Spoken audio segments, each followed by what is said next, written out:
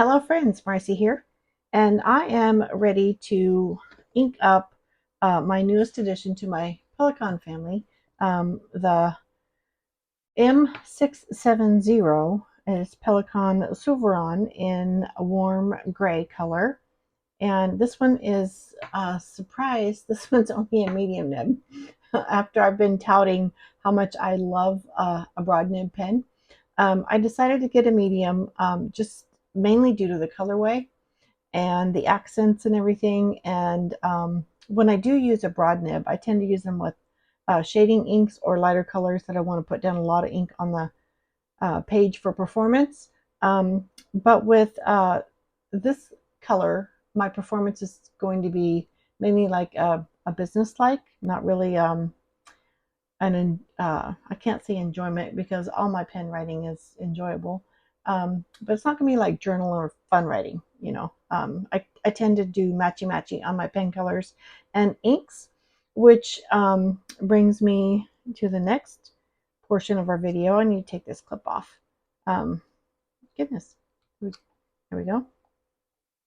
So I have introduced this pen to you on just like a quick surprise. I received my pen early because this was a pre-order from Endless Pens, and I am an Endless Pens affiliate, so I have a discount code and link that I'll put in the description below for you to use, and you can save some money on your purchases. But this was an Endless Pens pre-order that I ordered in June, and pre-orders usually take about 6 weeks. But I did receive it on Monday, July 9th. What's today? Saturday, July 12th. So I introduced it on the channel, but I haven't inked it yet. And that's my plan for today. The unboxing or the excitedly share me now video did show the contents of the box. But I do want to talk about the colorway of this pen. Of course, it is a warm gray, and when I introduced it previously, I was able to share how the gray color shows up. Let me do this so you can see the full body. How the gray color shows up against the cream, which is this is the cream and blue. Let me see if I'm in frame. Yes. And the white on the white tortoise. So once you compare it to the white and the cream, you can really see how the colors vary, and you can see the gray shine through. There is our warm gray. Okay, so I'm going to zoom back out and talk about that color because I did look up some information at various pen retailer websites to get some information on the warm gray. They list it as a timeless elegance because the natural gray tones were inspired by the auto industry. And it's supposed to provide you with a sense of balance and contentment.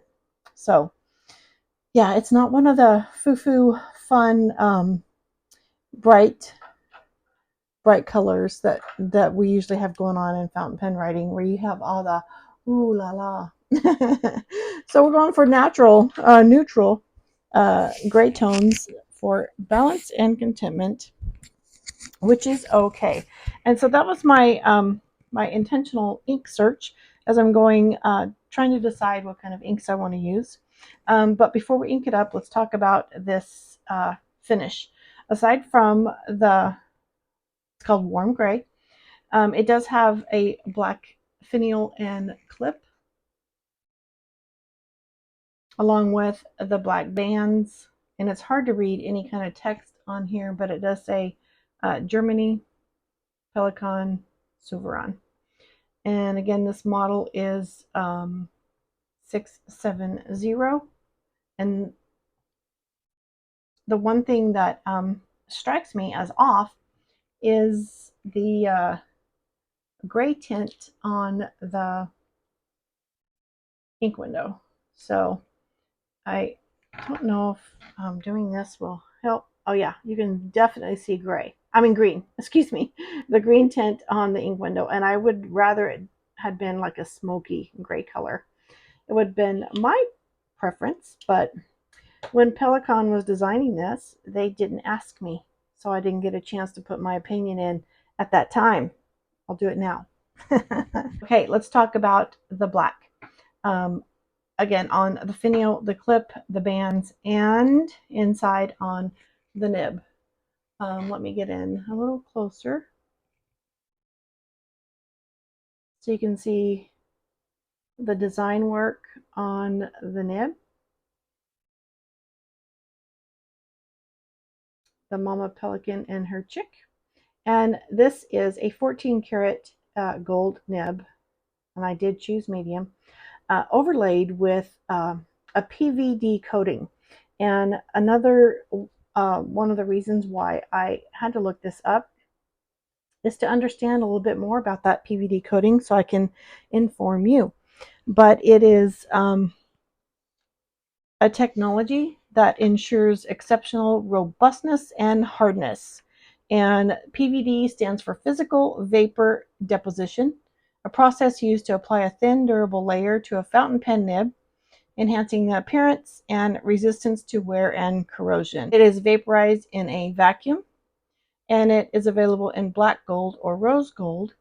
So one more thing to note, it's certain pigments in inks or an iron gall ink may react with the PVD coating. So just a heads up, because this is new for me, the black PVD coating, especially on a Pelikan, which are my favorite pens. But this is a piston fill, and I'm going to do a quick water rinse before we fill it with ink. And I think I'll do that first before I show some of the ink choices. On a piston fill, you have to twist the knob down. I don't know if you were able to see that in the ink window, but I'm going to do a quick water rinse because it is a newly manufactured pen. And since it's been through a manufacturing process, just want to do a quick rinse where I'm just going to pull some water up into the barrel through the nib, twist it to expel it back out, and then I'll set it aside to let it dry off just a tad. But my nib is wet and primed, ready for ink. It's another reason I like to do that. And of course, the water came out clear, so that makes me feel good. Basically, the only pens I've ever had, I've had a couple pens, but mostly it's always the Lamy pens, are always ink tested in the factory before they send them out, and they tend to have some dirty water expelled when you try that. Okay, again, let me see if I'm in frame. All right, so I chose a selection of my gray swatch cards, and these, if you haven't seen in past old channels, these are the Colodex coloring cards. I did have them on a Rolodex system, but for room and space sake and organization on my desk, I just put them in a little box. It's easy to use for me. Okay, so looking at my choice of inks, I do want to find a warm gray. And I remembered having this page in an ink journal that I made a long time ago, and a viewer had asked me to compare Soft Kitty, Warm Kitty, which was a new ink that I had shared on my channel from Robert Oster, to Palette Irizuku Fuyo Soyogun. I'm sure I didn't say that correctly, but that was my attempt.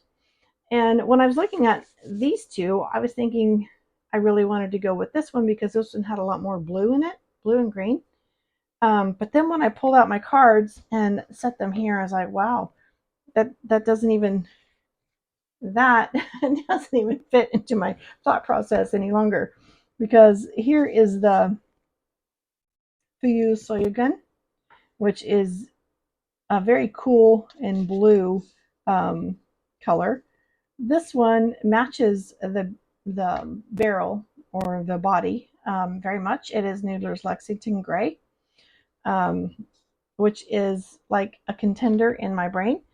But as I'm looking at the whole list of inks, the Monteverde Document Permanent Ink is a contender. And I'm really mostly leaning to,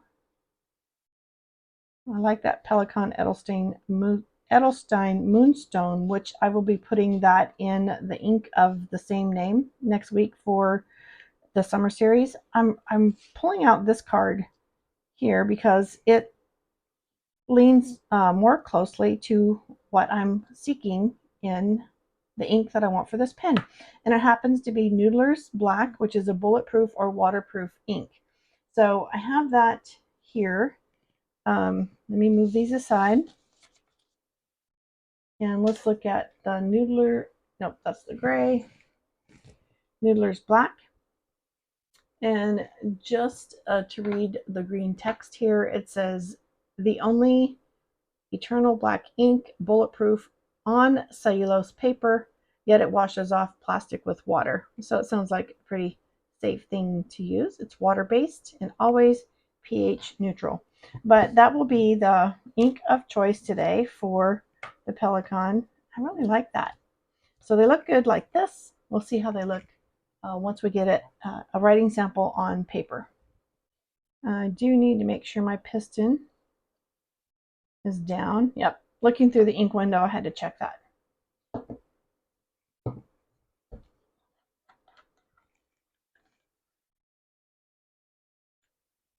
Okay, if you're new to my channel or to a fountain pen channel, you just want to make sure that your breather hole is submersed down to the ink, which you may get a little bit of ink on your grip section, and that's okay because it will wipe off. And according to the little instruction note on the outside of this bottle, it wipes off easily wipes off plastic. So here we go. All right, moving the ink bottle away. Let's get the writing sample. I would like to do a writing sample on this Rhodia dot paper. It is not my favorite paper to use for fountain pen inks because it doesn't display all the shading properties that it could. Not all the possibilities of inks that I enjoy. So I would like to try it on the Tomoe River paper as well. But for today, we just visited this page a couple days ago with the Sailor Pro Gear Slim. And then I did some writing comparisons with the Pelikan nibs because this was a broad and I wanted to share another broad and another broad. So this one as a medium. Oh, here we go. Here's our writing experience.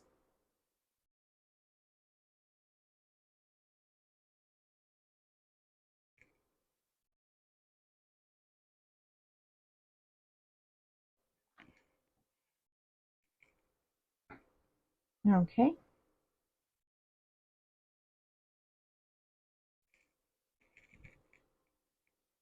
Okay, well, that's not writing.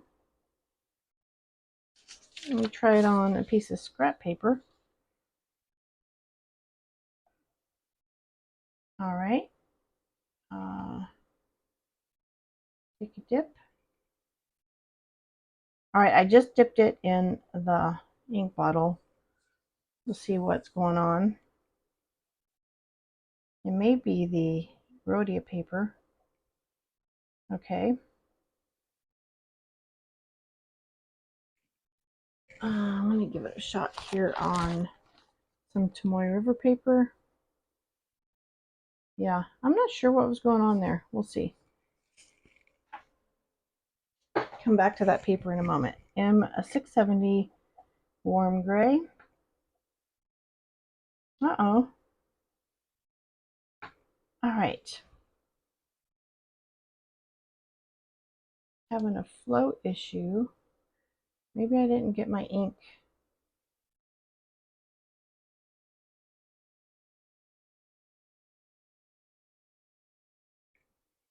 Wow, so today I'm using it as a dip pen because if I want to dip it in the ink bottle, it's working fine.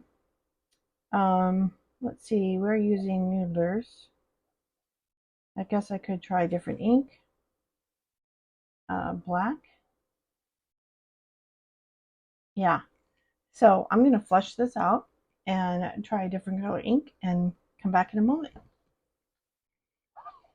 Okay, so I've just been flushing into this jar and I am rinsing clean. So just want to show you that. And I'm going to choose another ink to run through here. It may be the ink. So let me find my Parker's Quink ink. I think that's what I'm going to try next. Okay, well, looking for my Parker Quink black ink. I also found my Pelikan Brilliant Black. This is currently inked in one of my other Pelikan pens, so I'm going to try this. If it doesn't work, I'll give this a try and see what we got going. Thank you for hanging in with me while we work this out.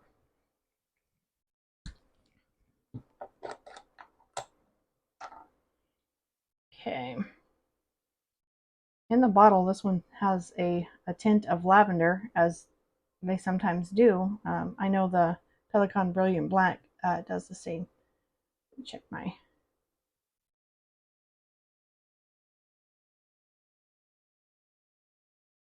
Okay. Clean this up a little bit and try again with a writing test with a new ink. Well, that's never happened to me before, especially with a Pelikan. All right, let's... Oh, I had a smear. Okay, let's try Parker. Oh, wow. Quink ink. No problems here. Yeah, just not able to use that Noodler's black, the Bulletproof. The Parker ink is flowing nicely. So let's try again on... Yes, much better performance. Oh, and as this is drying, it's drying to a lovely shade of gray on the paper. So that's nice. All right.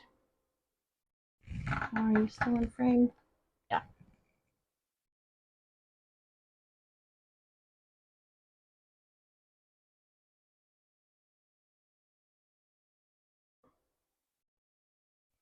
Okay.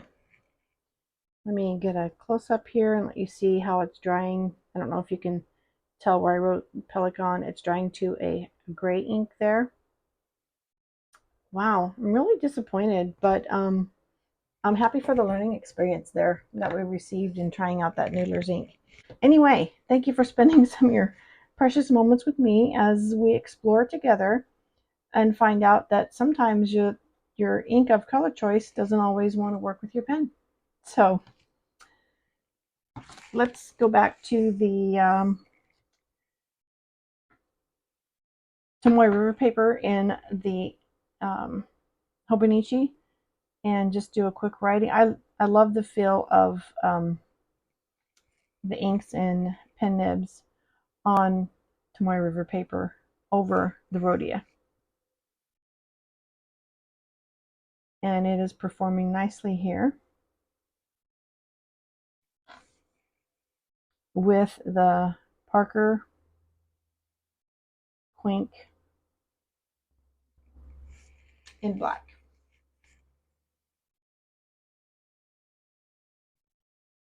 Okay, on